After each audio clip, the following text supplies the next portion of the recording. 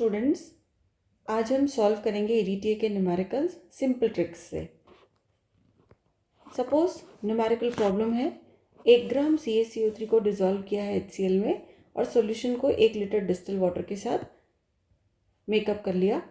10 ml इस solution का लिया and 8 ml EDTA solution consume हुआ। टाइट्रेशन करने पर 10 ml हार्ड वाटर सैंपल ने कंज्यूम किया 6 ml ईडीटीए। तो 10 ml this water after boiling, boil करने के लिए कूल करने के बाद, फिल्टर करने के बाद 4 ml कंज्यूम किया। सो V1 is 8, V2 of EDTA is 6 and V3 is 4। So now अब इस मेथड को यूज़ करते हैं। लॉन्ग मेथड है जिसमें स्टेप 1 में हमने strength of standard hard water निकाला। हम 1 लीटर को 1000 ml भी लिख सकते हैं, तो 1 litre is 1000 ml standard water hard water, जिसे हम SHW से भी कह रहे हैं। ये कितना कंटेन कर रहा है? 1 gram of CaCO3। 1000 ml standard hard water contains 1000 milligram भी लिख सकते हैं। देयरफॉर 1 ml की स्ट्रेंथ क्या आती है? 1 ml standard hard water will be equal to 1 mg CaCO3।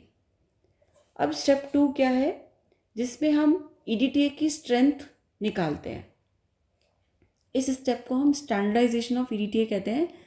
हम बनाते तो EDTA हैं खुद से, पर हमें ये पता नहीं होता है वो किस स्ट्रेंथ का बना है। तो जो भी स्ट्रेंथ का बनाता है उसको हम इस स्टेप में कैलकुलेट करते हैं। तो suppose V1 ml EDTA consume हो रहा था 10 ml में स्टैंडर्ड हार्ड वाटर के साथ। इस क्वेश्चन में V1 की स्ट्रेंथ क्या है? 8 ml। तो 1 ml के साथ कितना कंज्यूम होगा? 10/8 इंटू V1। अब ये तो था स्टैंडर्ड हार्ड वाटर। अगर आप इसको मिलीग्राम CaCO3 में कन्वर्ट करो, क्योंकि हार्डनेस को हम एक्सप्रेस ही मिलीग्राम CaCO3 में करते हैं, इसलिए हमने इसको 1 mg से मल्टीप्लाई किया, क्योंकि 1 ml स्टैंडर्ड हार्ड वाटर की स्ट्रेंथ है 1 mg। स्टेप 3 में हम सैम्पल वाटर को लेफ्ट हैंड साइड में रख रहे हैं, क्योंकि सैम्पल हार्ड वाटर की स्ट्रेंथ निकाल रहे हैं। 10 ml of sample hard water consumes V2 ml EDTA, और इस क्वेश्चन में V2 की वैल्यू है 6। 1 ml के साथ कंजम्पशन होगा 6/10। 1 ml EDTA जो यहाँ से आया है, 1 ml EDTA है 10/8 इंटू V1 इंटू 1। तो इस पूरे इक्वेशन को हम कैसे लिख सकते हैं? V2/V1 इंटू 10/10, जहाँ 10/10 कट जाएंगे और V2 की वैल्यू है 6 डिवाइडेड बाय 8। नाउ अगर इसको सॉल्व करेंगे तो we will get total hardness. Similarly permanent hardness निकालते हैं। Exactly same procedure. 10 ml sample hard water consumes V3 ml EDTA। If 1 ml will consume V3/10, 1 ml EDTA is 10/V1 into 1. तो therefore we can write it as V3/V1 into 10 cut जाएगा। V3 की value है 4, V1 की value है 8, तो 4/8। तो total hardness हो जाएगी V3/V1। अब अगर इसी इक्वेशन को शॉर्ट मेथड से करें तो strength of standard hard water सबसे पहले निकालेंगे, जिसमें 1 ग्राम CaCO3 डिज़ोल्व किया था 1 लीटर में। तो इसको मिलीग्राम में कन्वर्ट किया तो 1000। 1 litre is converted to millilitre, तो 1000। तो अल्टीमेटली स्ट्रेंथ क्या हो जाएगी? 1, जिसको अगर आप एज्यूम करो x, तो 1 मिलीग्राम पर ml।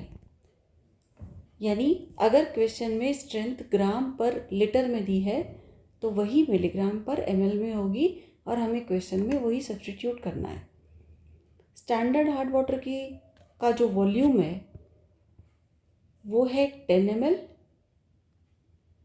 इसी के साथ EDTA कंज्यूम की वैल्यू क्या है, जिसे हम V1 कह रहे हैं, वो है 8 ml।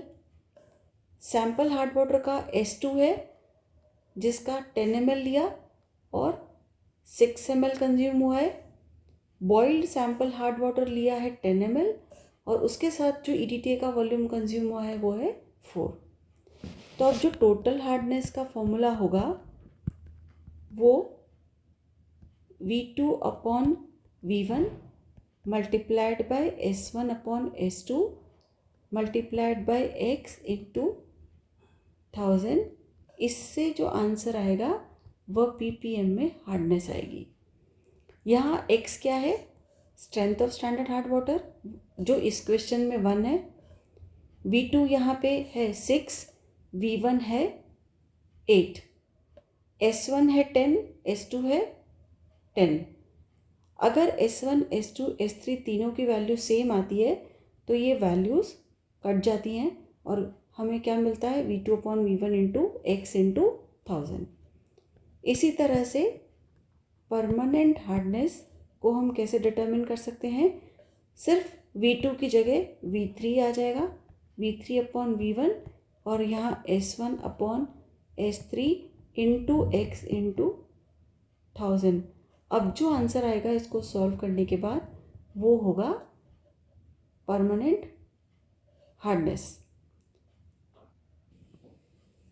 तो आप टोटल में से परमानेंट को माइनस कर देंगे